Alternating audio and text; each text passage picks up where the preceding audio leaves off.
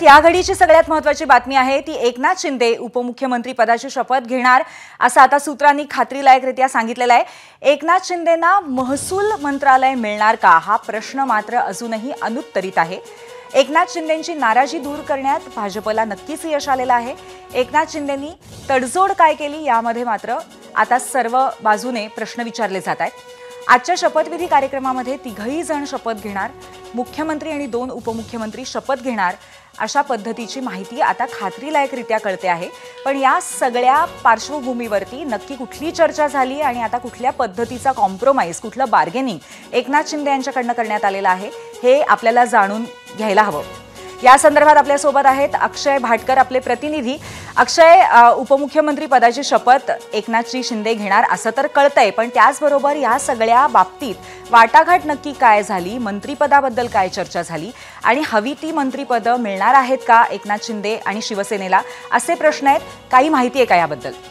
अनेक वेगवेगळ्या गोष्टी ज्या आहेत त्या गेल्या काही दिवसांमध्ये समोर आलेल्या आहेत। यामध्ये गृहमंत्री पदापासून ते अगदी नगरविकास खातं, महसूल मंत्री यापर्यंत ही सगळी खाती जी आहेत ती एकनाथ शिंदे यांच्याकडून मागितली जात होती। केंद्रामध्ये कॅबिनेट एक मंत्रिपद मागितलं जात होतं, अशी माहिती, ही वेगवेगळी माहिती समोर आलेली आहे। मात्र गेल्या 2 दिवसांमध्ये एकनाथ शिंदे आणि फडणवीस यांच्या 3 बैठका झाल्या।